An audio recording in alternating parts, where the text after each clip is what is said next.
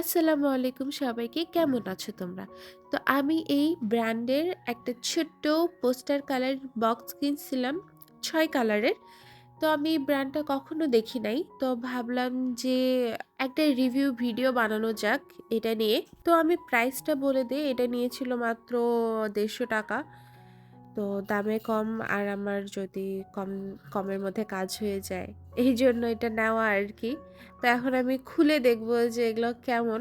বোতলগুলো কিউট আছে বাট ভিতরে কালারটা কেমন আমি এটাই দেখব।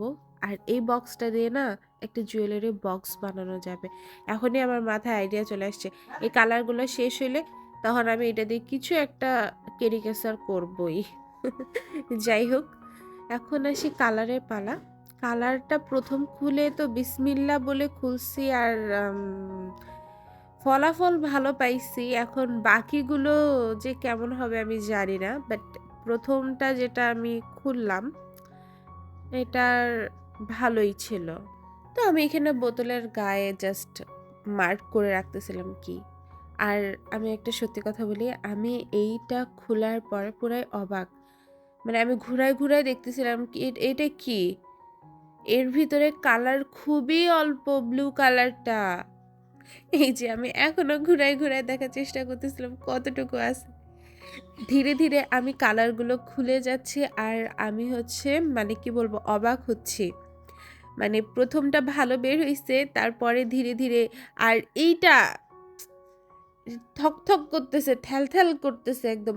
মানে ভিতরে কি যে একটা জানি দিছে তো ওইটা এত বেশি হয়ে গেছে কালারগুলো পুরা নিচে চলে গেছে।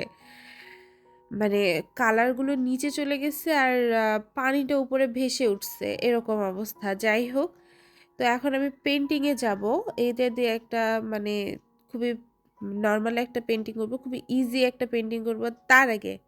তার আগে আমি আমার নোকে একটু কালার বসাবো। এই যে আমি রেড কালারটা বসাইছিলাম, রেড কালারটা কেমন খ্যাত লাগতেছে মানে খ্যাত লাগতেছে। তো আমি ভাবলাম যে কালার তাহলে একটু চেঞ্জ করে একটু অন্য কালার দেই। আর নেল পলিশ তোমাদের না থাকলে তোমরা এরকম করতে পারো। এটা একটা গুড আইডিয়া। তবে এটা পোস্টার কালার উঠে যাবে। অ্যাক্রিলিক কালার দিয়ে ভালো হয়। যাই হোক আড্ডাবাজি সাইডে রাখি। এখন আমরা পেইন্টিং এ চলে আসি। তো এখানে আমি ফার্স্ট রেড কালারটা ইউজ করছিলাম আর আমি হচ্ছে কালার মিক্সড করে এখানে ইউজ করছি। এটা রেডের জায়গায় অন্য কোনো একটা রেড হয়ে গিয়েছে। যাই হোক আমি কালার মিক্সিং করছিলাম। কি চিন্তা করে আমি জানি না।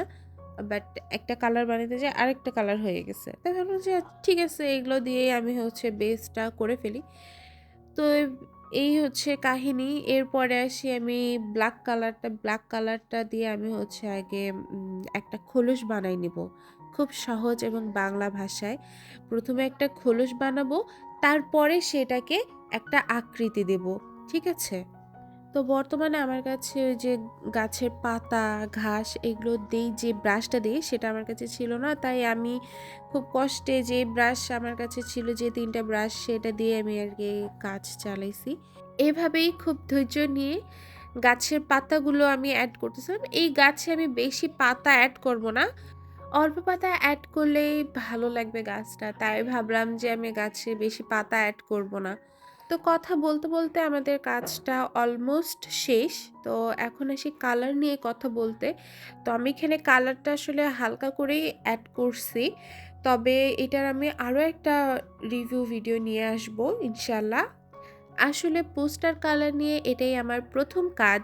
আগামীতে আরো অন্যরকম কিছু কাজ নিয়ে তোমাদের সামনে হাজির হব। আমার চ্যানেলের সাথেই থাকবা, আমাকে সাপোর্ট করবা। আর আমার এই পেইন্টিংটা তোমাদের কেমন লাগছে জানাবা। আর কালারের কথা বলতে গেলে আ কালারগুলো আছে মোটামুটি। যারা কেবল নতুন শুরু করছো, কমের মধ্যে তারা এটা ইউজ করতে পারো। দেখা হবে অন্য কোনো ভিডিওতে। আল্লাহ হাফেজ।